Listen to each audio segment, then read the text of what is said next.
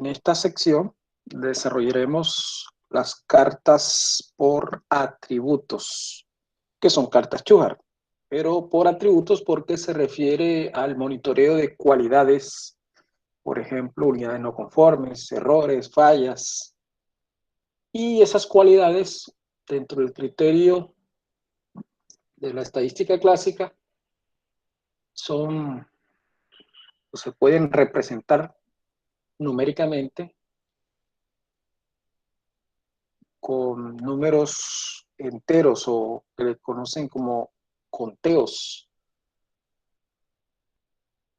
Esos conteos son variables aleatorias discretas. Por ser variable aleatoria discreta implica que hay, detrás de ella hay distribuciones discretas, distribuciones de probabilidad discretas. ¿Cuáles son las distribuciones discretas más aplicadas en control estadístico de procesos? Las más aplicadas, todas son aplicadas, pero las más aplicadas tenemos la distribución binomial, la distribución de Poisson y la distribución geométrica, que precisamente vamos a hacer un repaso de cada una de ellas en esta sección. Por ejemplo, la distribución binomial. Binomial es porque bi es por dos categorías, ¿no? Existen dos categorías. Cada categoría posee una proporción. Por ejemplo, la categoría de interés es la proporción P. La categoría que no interesa es 1 menos P. Este es un proceso de Bernoulli donde el tamaño de la muestra es n. Este es el modelo de la distribución binomial, que es una combinatoria multiplicada por p a la x. El p se refiere al evento de interés y 1 menos p es el evento que en este momento no es el deseado, ¿no? El deseado o el de interés es p. 1 menos p, el no deseado, elevado a la n, que es la muestra, menos x. El valor esperado de esta distribución es p y su varianza es p por 1 menos p sobre n. Veamos un ejemplo de la aplicación de esta distribución.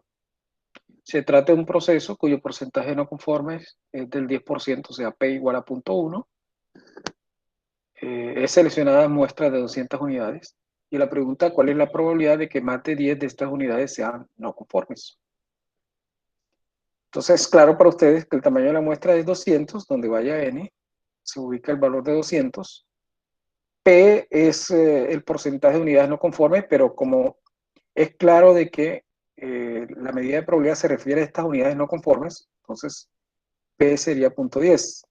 Si la medida de probabilidad se refiere a las unidades conformes, o sea, lo contrario, el P sería 0.9. Bueno, en respuesta a la pregunta, que es evaluar la medida de probabilidad de que se presente más de 10 de estas unidades no conformes, el planteamiento se presenta o se debe presentar de la siguiente manera. P, probabilidad de que X, la variable aleatoria X, que es en este caso unidades no conformes, es mayor de 10. Esto es igual a 1 menos la probabilidad de que X sea menor o igual que 10. O sea, 1 menos la función acumulada. Menor o igual que 10. Y menores o iguales que 10 desde 0 hasta 10 de la distribución de probabilidad binomial. Es claro que ahora hay que reemplazar n por 200, x por los valores desde 0 hasta 10, p.1, que es el porcentaje del evento de interés, y 1 menos p sería 0.9. Aquí se reemplaza cada uno de los términos y la medida de probabilidad para deseada o encontrada o evaluada para esta variable aleatoria x. Recuerde que es x mayor o igual que x mayor que 10, o sea, la medida de probabilidad de que x sea mayor que 10. En este caso, el resultado es 0.9919. O sea, lo más probable es que se encuentren más de 10 unidades no conformes.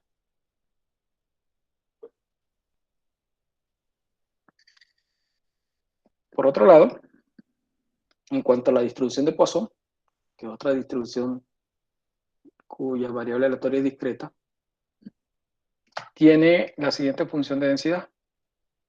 E a la menos lambda, lambda a la x sobre x factorial, donde lambda es el parámetro, ¿no? Que en este caso es el promedio del evento de interés. Por ejemplo, esto se evalúa para errores, para fallas. Veamos un ejemplo. Se desea evaluar las fallas en una línea de gasoducto que sigue una distribución de Poisson cuyo promedio de falla es 5 por cada kilómetro. O sea, lambda igual a 5 cada kilómetro recorrido. Y la probabilidad que se desea evaluar es la probabilidad de que en un kilómetro cualquiera se presenten 2 o menos fallas. O sea, la probabilidad de que x sea menor o igual que 2. Menor o igual que 2 es la probabilidad cuando x vale 0. Aquí está la medida de probabilidad para x igual a 0. Más la medida de probabilidad para x igual a 1, más la medida de probabilidad para x igual a 2. Eso da 0.1246.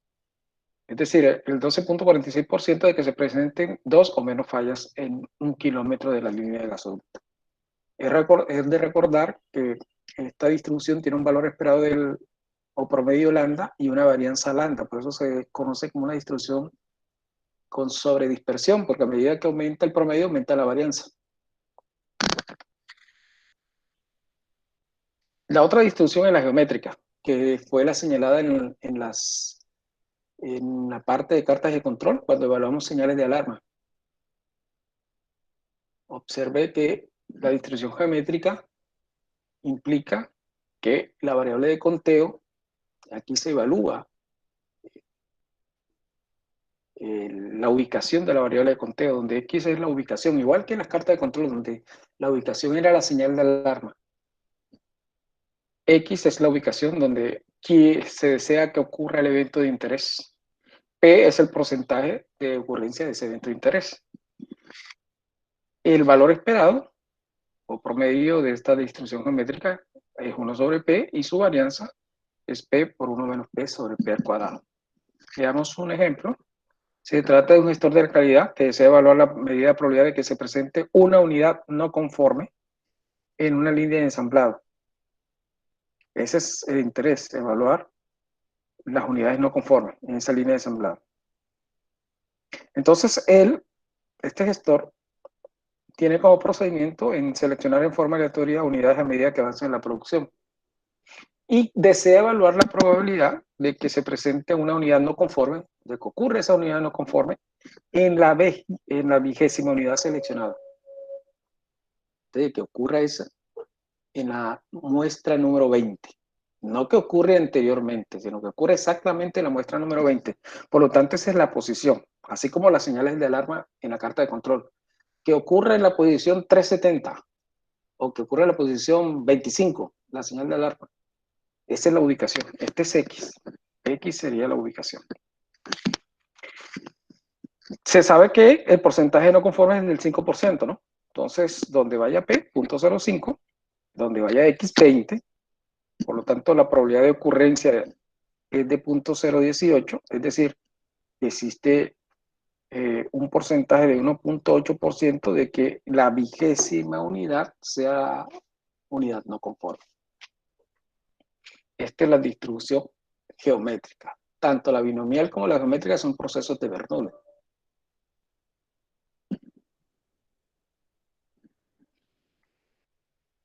Ahora, concerniente a las cartas de control por atributos, estas son las cartas de control por atributos clásicas. La carta P, la carta NP, la carta C y la carta U. Las dos primeras cartas, la carta P y NP, siguen una distribución binomial, porque aquí se establecen dos categorías. La diferencia está en que la carta P evalúa son fracciones o proporciones, proporción o fracción de no conformes. Y la carta NP es cantidad de no conformes. La fracción es una razón, ¿no? Una razón. Eso lo vamos a desarrollar posteriormente, que es la carta que vamos obviamente, en esta sección, presentarla. Por otro lado, la carta C y la U se refiere al número de no conformidades. Ambas son número de no conformidades. La diferencia en que la carta U es número de no conformidades por unidad. En esta carta, la carta U, el tamaño de la muestra es variante. El C, el tamaño de la muestra es constante. Lo relaciono con las cartas anteriores, la P y la NP, que sigue una distribución binomial. La carta de control P es aplicada para tamaño de muestra variante y la carta NP para tamaño de muestra constante. Les había comentado que la carta P y NP sigue una distribución binomial, pero la carta C y U, que se refiere al número de no conformidades, que significa errores, sigue una distribución de Poisson. C y U siguen distribución de Poisson. Igualmente, la carta de méritos, o sea, el número de unidades, el número de no conformidades por unidad, con un peso asignado dependiendo de la gravedad del error o de la no conformidad, también sigue una distribución de Poisson. Es muy similar a la carta anterior, la carta U, salvo que aquí, como se presentaba o se presenta, aquí hay una asignación o peso dependiendo de la gravedad del error. Se conoce como carta de méritos. O sea, las últimas 3 cartas siguen una distribución de Poisson. Ahora, nos concierne simplemente la primera carta, la que vamos a desarrollar por el día de hoy. En general, como ustedes conocen, las cartas de control se presentan los límites de control, que no es más que tomar el promedio del estadístico evaluado más L veces la desviación estándar, donde L toma generalmente el valor de 3 para garantizar la confiabilidad. En esta carta de control, en términos generales, se establece, y estamos hablando de la carta obviamente, de fracción de no conforme, que es la primera, se establece unas frecuencias de selección de la muestra, de tomar la muestra, ya sea en el caso del tiempo, ya sea por hora, por semana o diarias. Una vez establecida esa frecuencia de la selección de la muestra, es la cantidad de muestra que se debe tomar, ¿no? Obviamente eso se basa en qué tipo de intervalos de tiempo se tomaron. Si son intervalos cortos o intervalos largos. Obviamente si son intervalos cortos permiten una rapidez en la retroalimentación sobre el proceso. O sea, ¿qué está pasando en el proceso? Y también es claro que entre mayor sea ese tamaño de muestra, se permite hacer una evaluación mucho más precisa acerca de lo que está pasando en el proceso y por lo tanto implica la estabilidad y el desarrollo del proceso. Y esa estabilidad o desarrollo del proceso, en cartas de control, indicaría la sensibilidad de la carta.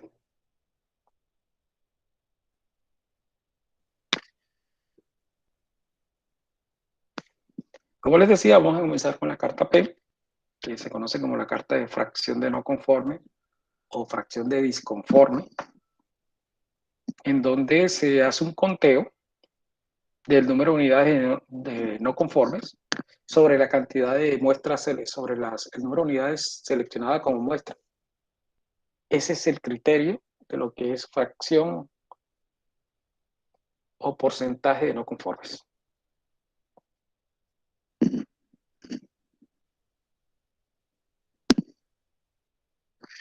Al igual que las cartas Shubhart tradicionales por variables, bajo el supuesto de normalidad, esta carta, que parten bajo el supuesto de que sigue una distribución binomial,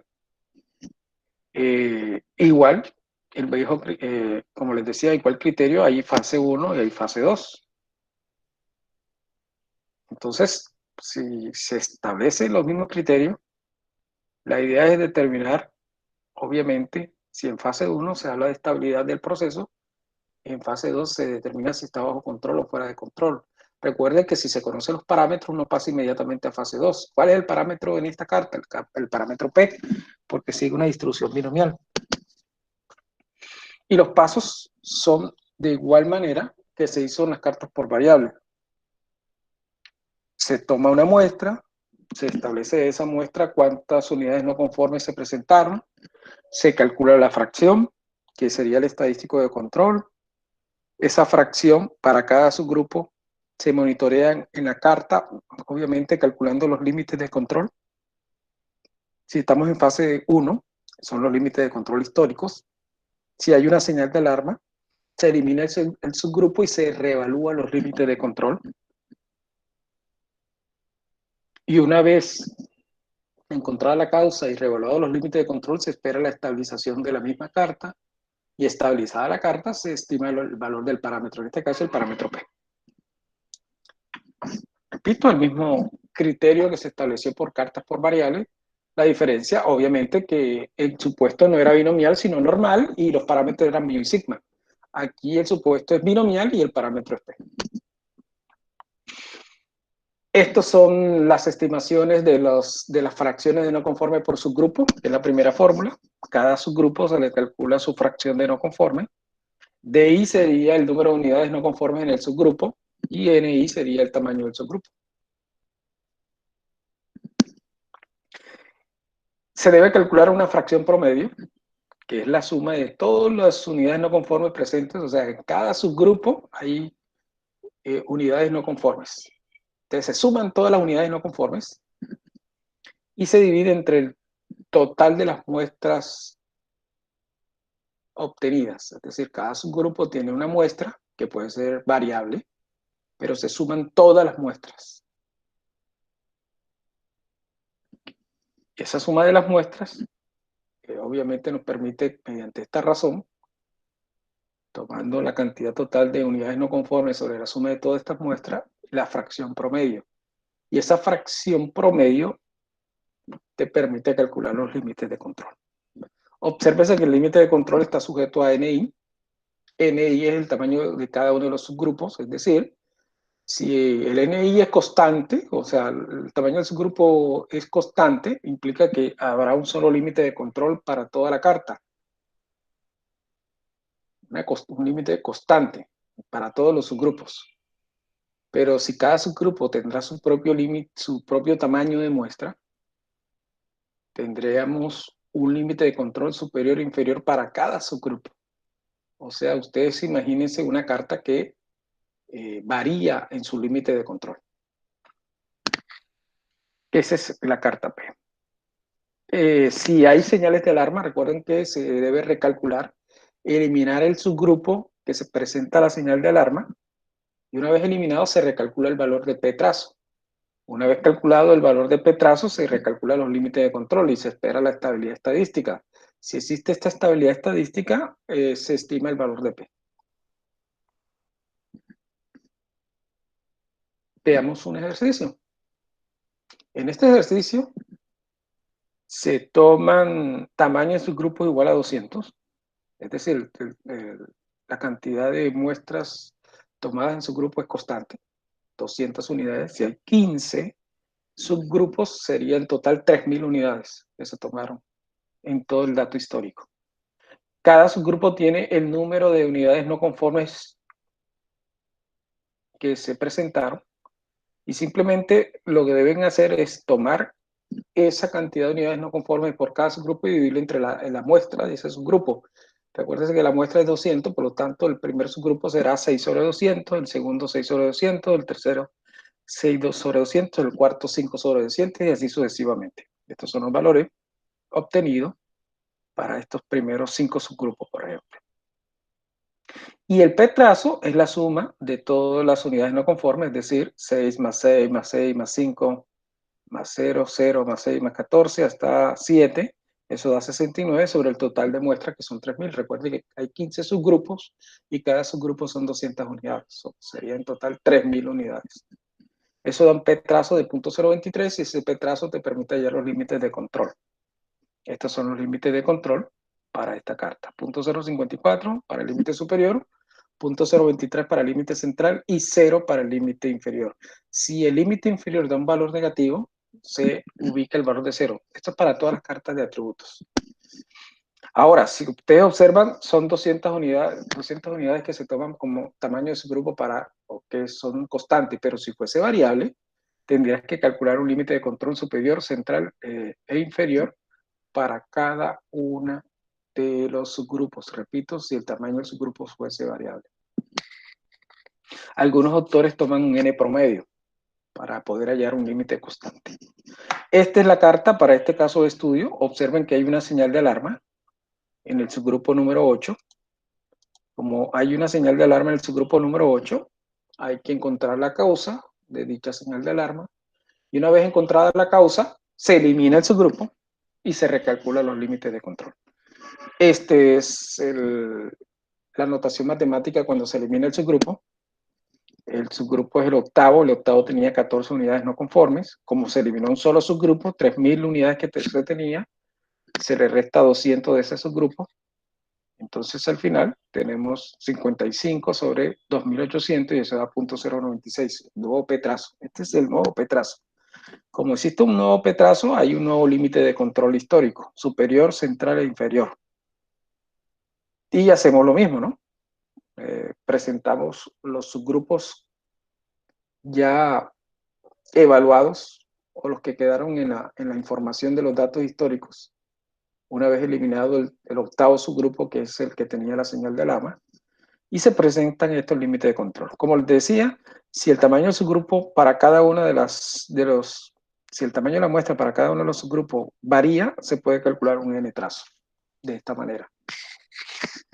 Y eso permite hallar un solo límite de control. Pero si los tamaños de subgrupos son variantes, habríamos que hallar límites de control superior e inferior para cada uno de ellos. Esta es la carta ya estabilizada. Observen, una vez eliminado el subgrupo, estos son los nuevos límites de control.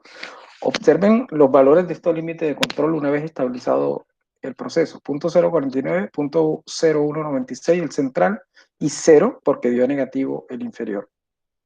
Estos límites de control, una vez estabilizada la carta, son los mismos límites estándar. Esta es la ventaja de las cartas de atributos. Una vez estabilizada la carta en fase 1 y estimado el parámetro, estos mismos límites son los límites estándar para la fase 2. Este es el parámetro establecido en este caso de estudio, 0.0196. Ya es claro para ustedes que una vez obtenido el parámetro se calculan los límites estándar y repito, los límites estándar serán estos mismos. Obviamente, si el parámetro P es 0.0196, al reemplazar aquí se genera los mismos valores. Estos son control en línea, o sea, vamos a someter a control basado en los parámetros o basado en el parámetro obtenido de 0.0196. Hallamos los límites estándar. Esta es la forma de los límites estándar y se pueden observar que son los mismos límites cuando se estabilizó la carta. 0.049 para el límite superior, 0.0196 para el límite central y 0 para el límite inferior. De un valor negativo se ubica 0. Como se está haciendo control en línea, ¿qué necesitamos aquí en control en línea? Obviamente estos son nuevos datos, ¿no?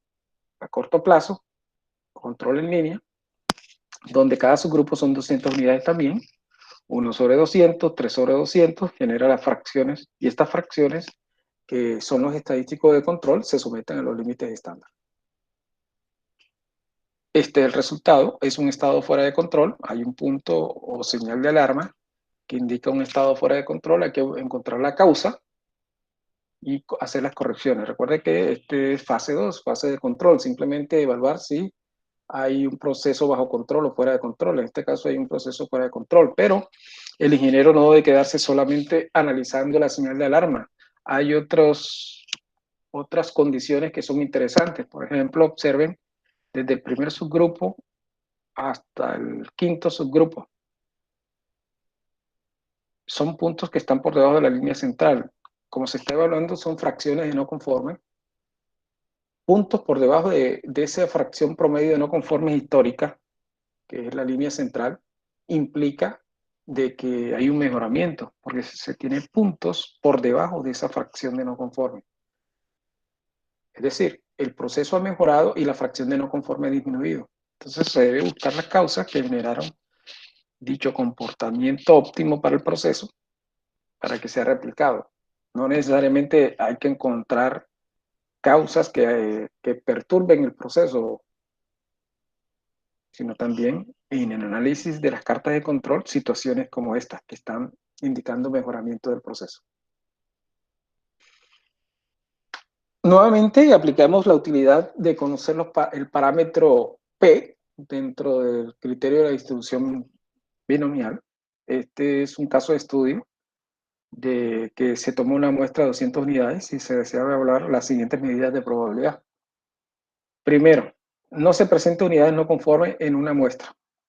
No presentarse unidades no conformes es la probabilidad de que X sea igual a 0.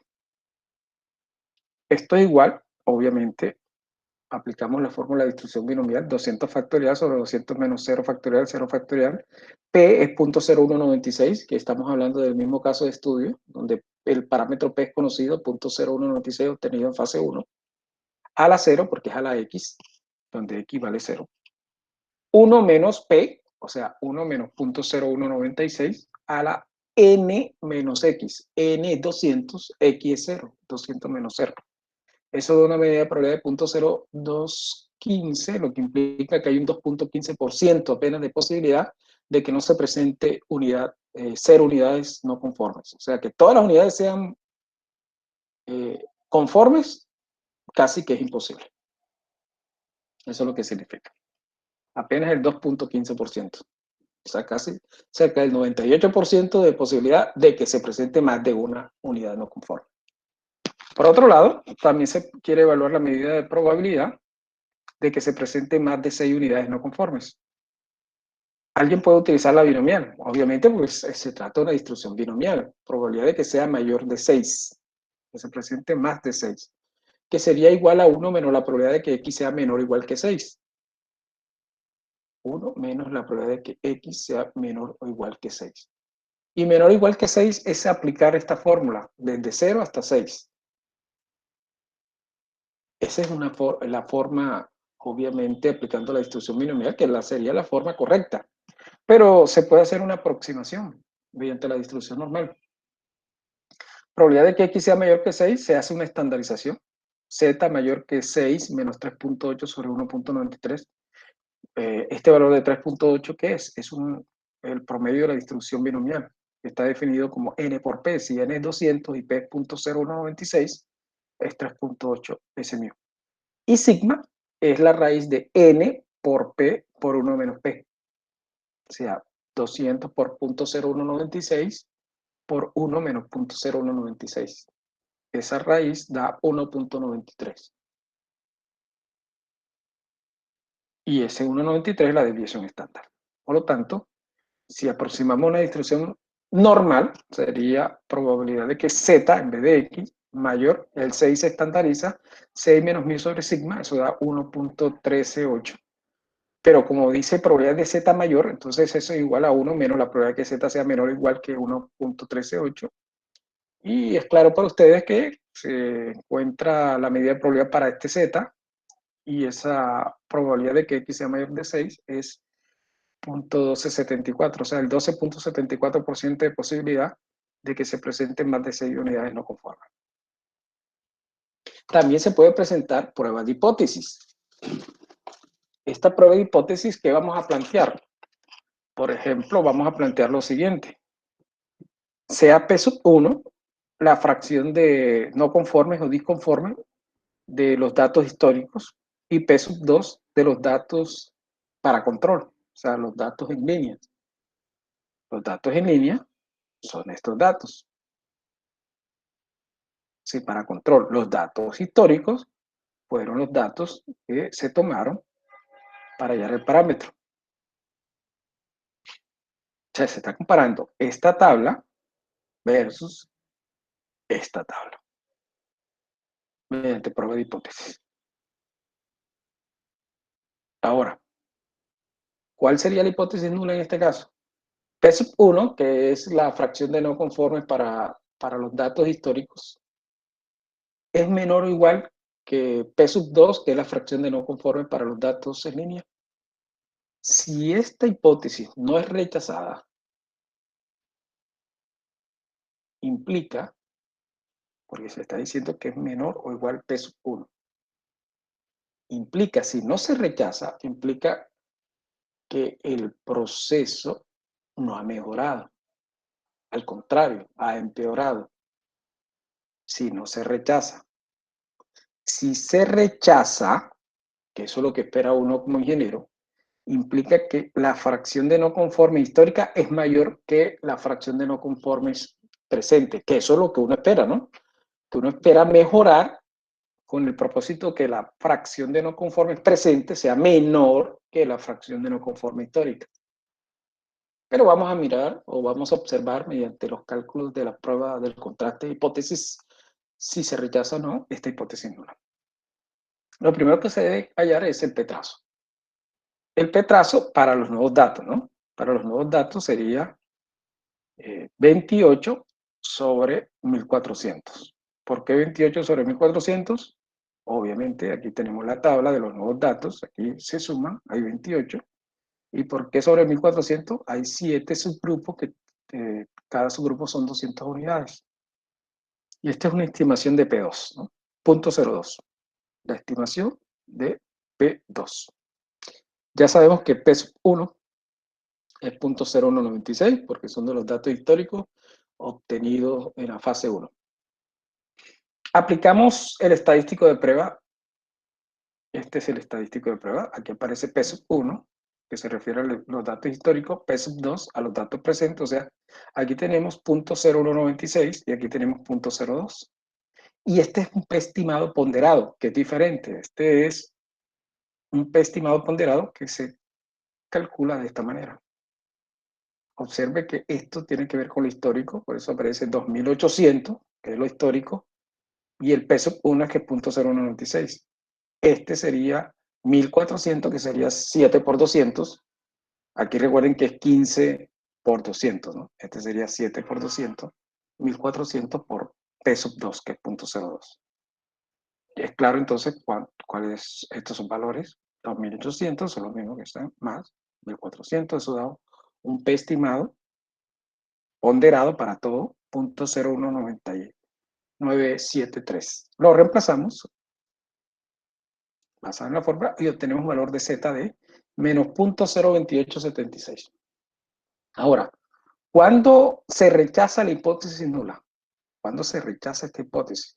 Cuando este estadístico de prueba Z sub 0 sea mayor que Z.05. Si esto se cumple, se rechaza la hipótesis nula. Y si se rechaza la hipótesis nula, implica que mejoramos en el proceso. Veamos.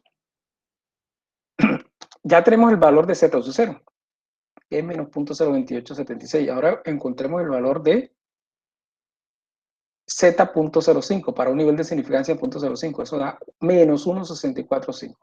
Si ustedes comparan este Z con este, no cumple el criterio de rechazo. ¿Sí? Este Z no es mayor que este Z. Es menor. ¿Es mayor o sí es mayor? Si este Z es mayor, cumple la regla de rechazo. Y efectivamente, este Z es mayor que este Z. Porque es un valor negativo, pero muy cercano a cero. Este está alejado a cero, por lo tanto, este es mayor. O sea, se cumple este criterio. Y si se cumple este criterio, se rechaza la hipótesis nula. Y si se rechaza la nula, implica que P1 es mayor que P2. Y si eso ocurre, el proceso no ha mejorado. Porque uno esperaba que, el proceso ha mejorado. Porque eso es lo que uno esperaba. Que este P1 sea mayor que P2. Porque en el momento de rechazar la hipótesis nula, implica que P1 sea mayor que P2. Y eso es lo que esperábamos. El rechazo, como se dijo anteriormente. Si se rechaza la hipótesis nula, P1 es mayor que P2. Y eso es lo que esperamos, porque implica que P2 es menor que P1. Y P2 son la fracción de no conformes presentes. Y si esa fracción es menor que la anterior, que los datos históricos, es porque se ha mejorado en el proceso. Ahora, Duncan evalúa el corrimiento de esas fracciones. Es decir, si yo tengo una fracción histórica y hay un corrimiento positivo, o sea, ¿qué significa? Que hay un aumento o hay un decremento, porque el corrimiento no necesariamente un aumento, también puede ser una disminución de ese porcentaje no conforme. Duncan establece una fórmula para evaluar el corrimiento de esta carta de control. Le llama delta. Delta igual a L raíz de P por un número P sobre N. Este es el corrimiento, delta, en la evaluación del corrimiento. Pero gracias a esta fórmula, uno puede despejar el valor de N. Y una vez despejada el valor de N, nos da la siguiente fórmula. L sobre delta, delta es el corrimiento, recuerden, elevado al cuadrado P por 1 menos P. ¿Qué implica esta fórmula? Que podemos calcular la muestra dado un corrimiento, o sea, podemos sensibilizar la carta. Si nosotros queremos detectar un corrimiento, ¿qué cantidad de muestra debemos tomar? Veamos el caso de estudio. Se sabe que en este proceso el P es 0.0196. Y entonces necesitamos detectar un corrimiento, por ejemplo, un corrimiento de la fracción de no conforme o disconforme de 0.3, o sea, P igual a 0.3. Recuerden que P es 0.0196 y deseamos evaluar qué muestra debemos tomar si el porcentaje no conforme pasó de 0.0196 a 0.3, o sea, 30%, al 3%, perdón. Se pasó de 0.0196, o sea, del 1.96% al 3%, que implica P.03. ¿Cómo encontramos este delta? Obviamente la diferencia entre 0.03 y menos 0.0196. Eso da 0.0104, que es el delta. El delta lo vamos a ubicar aquí. El 3, obviamente, para garantizar la confiabilidad del 99.73%, ese valor de L. Y se sabe que el valor P es 0.0196. Al reemplazar, observen que si queremos detectar un corrimiento del 1.96% al 3%, debemos tomar no 200 unidades, debemos tomar casi 1.600 unidades para detectar ese corrimiento, que es la sensibilidad de la carta. O sea, esa carta es sensible cuando se tomen 2.600 unidades, sensible a ese corrimiento, ¿no? Sensible a ese valor de corrimiento cuando se tomen 1.600 unidades. O sea, si se toman menos unidades, no va a detectar ese corrimiento. El corrimiento se refiere al aumento o también a la disminución del porcentaje, en este caso del aumento, ¿no? Las cartas de control por atributos que acabamos de ver, la carta de fracción de no conforme, se puede hacer una estandarización también. Ustedes pueden trabajar con la carta estandarizada. ¿A qué se refiere una carta estandarizada? Lo que habíamos contemplado también en la carta Ume Kusum, donde le decía que si hay una estandarización del estadístico, los límites de control son 3 y menos 3. Igual pasa aquí. Los límites, cuando siempre que se refiere a cartas estandarizadas, independientemente si son cartas por variables o cartas por atributos, las cartas por variables también recuerden que hay estandarización. En este caso también las cartas por atributos, le estoy mostrando, también ocurre la estandarización. Observen cómo se estandariza la carta de fracción de no conforme. Se toma el P estimado de cada subgrupo, esta es la fracción de no conforme de cada subgrupo, se le resta el P establecido, obtenido en fase 1, el parámetro P, o su defecto, si se refiere a fase 1, este sería el P trazo, ¿sí? No necesariamente debemos estar en fase 2. Si es fase 1, ese sería el P trazo. Sobre la raíz de la desviación, y la desviación es P por 1 menos P sobre R. Y recuerden que esta es la desviación asumiendo una distribución, una aproximación a la distribución normal. Entonces, obviamente, desconocido este valor P, como les decía, se calcula mediante el P trazo. Veamos un ejemplo. Estos son interruptores y se evalúan 150 interruptores y se determinan cuántos de esos 150 son interruptores no conformes. Entonces, los primeros 150, 8 interruptores no conformes. En la segunda muestra, otras 150 interruptores, se tomó un solo interruptor, se encontró un solo interruptor no conforme. Así sucesivamente hasta los 20 subgrupos. En la muestra 17, perdón, presentó la mayor cantidad de interruptores no conformes. Presentó 15 de los 150, 10%. Bueno, ¿qué se debe hacer? Calculemos primero el P-trazo, que es una estimación de P. Eso da 0.023. El P-trazo, recuerden, viene de dónde? De sumar todas las unidades no conformes, desde 8 o 1 hasta 3 y 0. Daría 69 en este caso. Sobre la cantidad total de muestras. Recuerden que cada subgrupo son 150, hay 20 subgrupos, o sea, 20 por 150 es la cantidad total de muestras. Esa da una fracción de 0.023 que se puede estimar como el P, 0.023. Ya teniendo ese valor de P, se hace la estandarización. Bien.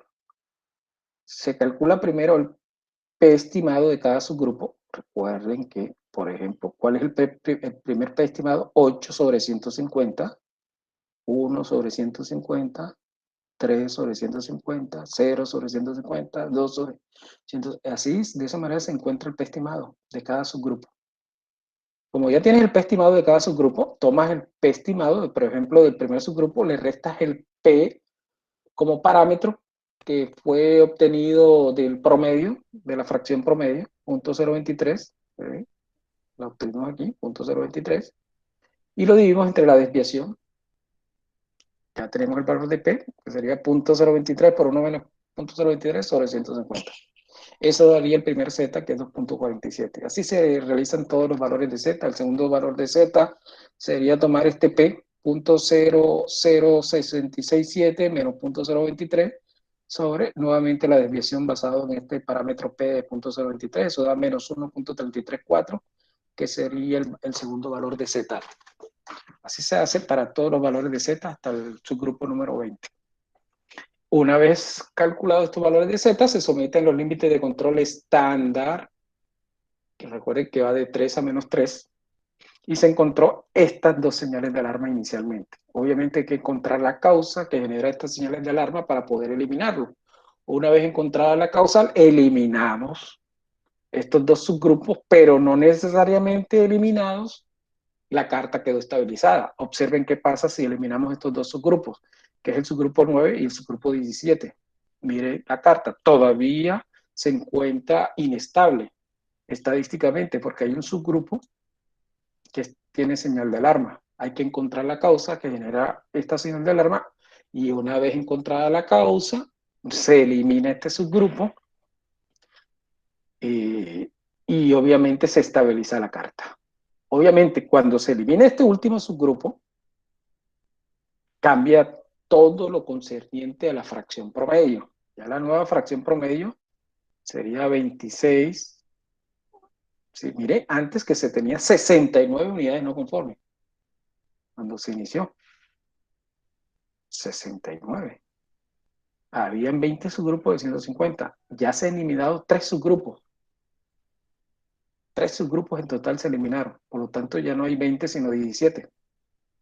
Y pasó de 69 unidades no conformes, pasó a 26 unidades no conformes. La nueva fracción es 0.014.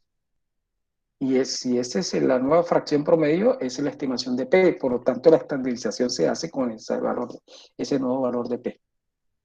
Y estos son los nuevos valores de Z. 17, aquí ya hay 17 subgrupos, ¿no? Aquí aparece 20, pero aquí el grupo 1 se eliminó. Aparece el 2, el 3, el 4, el 5, el 6, el 7, el 8, el 9 se eliminó. Y el 17 se eliminó. Se eliminaron 17, 3 subgrupos. Quedaron 17 subgrupos. Entonces, la nueva estandarización. Y se somete esa nueva estandarización nuevamente a los límites estándar estandarizados, que es 3 menos 3. Y este es el comportamiento. Ya es un comportamiento aleatorio con respecto a la línea central. Entonces, aquí se está trabajando con límites estándar. También se establece señales de alarma mediante longitud de corridas en estas cartas. Pero ¿cómo se calculan la longitud de corridas? Eso depende si está bajo control o fuera de control. Si está bajo control, la longitud de corrida se establece como 1 sobre alfa. Y si está fuera de control, se establece la longitud de corrida como 1 sobre 1 menos beta. Beta es el error tipo 2. El error tipo 2 se encuentra de esta manera. La probabilidad de que esté bajo control, siendo que no está bajo control. Por eso se llama error tipo 2. Bajo control, recuerde que está dentro de los límites y esta es la forma de calcular la probabilidad de que esté bajo los límites de control. Bajo los límites de control que la fracción de no conforme se encuentra entre los límites de control superior e inferior. Esta es la forma de establecer en medidas de probabilidad. La probabilidad de que esté por debajo del límite de control superior menos la probabilidad de que esté por debajo del límite de control inferior. Recuerda que esta es una función acumulada. Cuando se trata de intervalos, se toma la función acumulada del límite superior y se le resta la función acumulada del límite inferior. Así como está en forma de fracción. Si lo quieres como valor entero, se multiplica por n. Por eso que ustedes ven n por el límite de control superior y n por el límite de control inferior para convertirlos en valores enteros. Ya d sería no una fracción, sino un valor entero, una variable de conteo. D. Entonces se calcula el error tipo 2 basado en esta variable de conteo o número entero. Este es el ARL de una carta de control de fracción de no conformes. ¿Sí? El ARL, tamaño del promedio de corrida, que es la longitud de corridas, en este caso, este es el ARL. Y esta es la proporción de no conformes. O sea que hay que hacer una simulación de fracciones de no conformes para hallar el ARL. Veamos un ejemplo. Tomando el caso de estudio, aquí tenemos el P. Recuerden que la fracción o el parámetro de ese caso de estudio es 0.0196, el valor de P. Y el tamaño de la muestra es 200. El límite de control superior es 0.049 y el límite de control inferior es 0. Estos son los datos que tenemos de ese caso de estudio que hemos desarrollado para esta carta. Pero si lo queremos convertir como error tipo 2 o beta, tenemos que pasar esta fracción a una variable aleatoria discreta de conteo. Y los límites de control también a una variable aleatoria discreta de conteo. ¿Cómo se hace? Se toma ln y se multiplica por los límites de control, tal y como se establece aquí, n por los límites de control superior e inferior.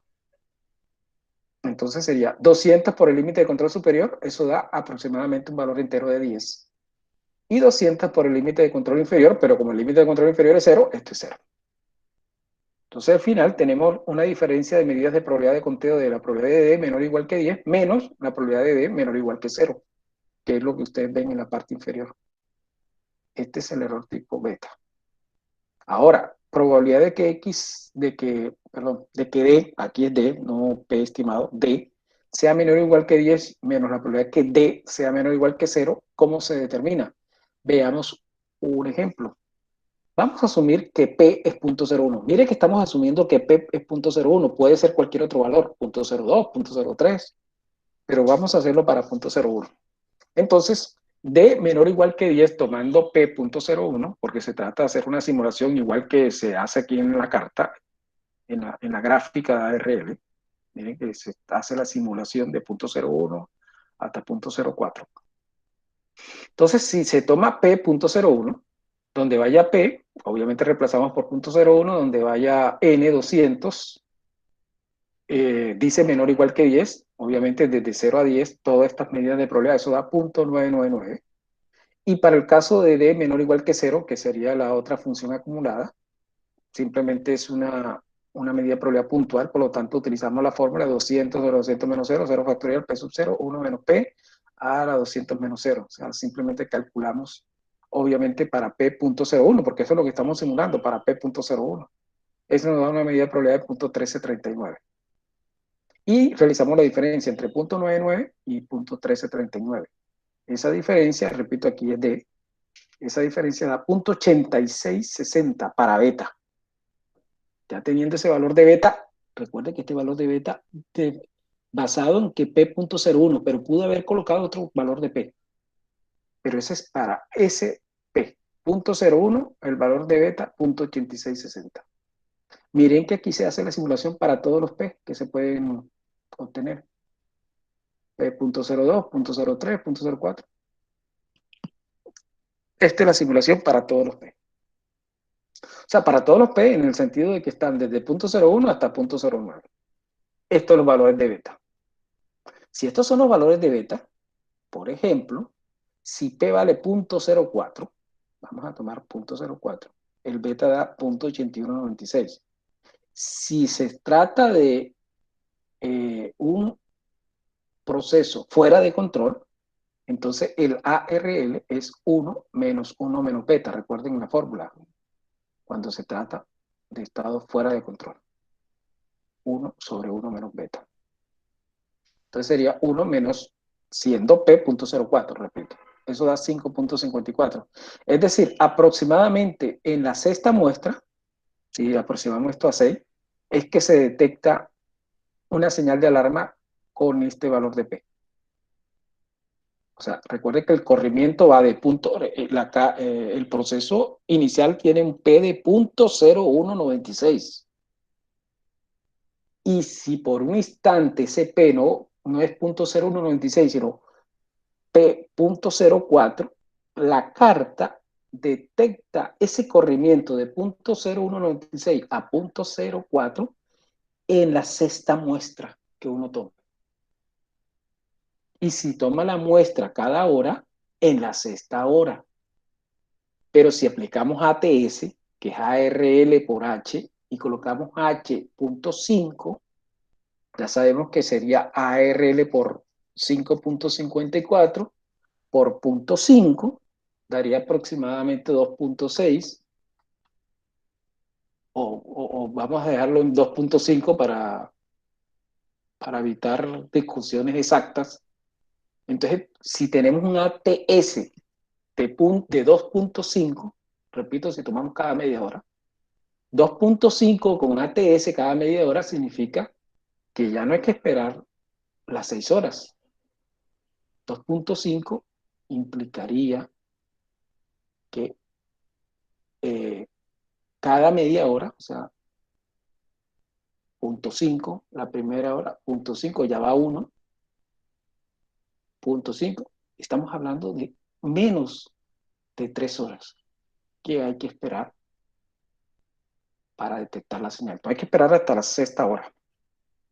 Menos de 3 horas para detectar la señal. Por eso es la utilidad del ATS. Bueno, esto es concerniente a la carta P. En la próxima clase vamos a desarrollar lo que es la carta NP. Si hay alguna pregunta, por favor, acerca de la carta P, lo concerniente a la longitud de corridas, lo concerniente a las medidas de probabilidad, si hay alguna pregunta, con mucho gusto responderé.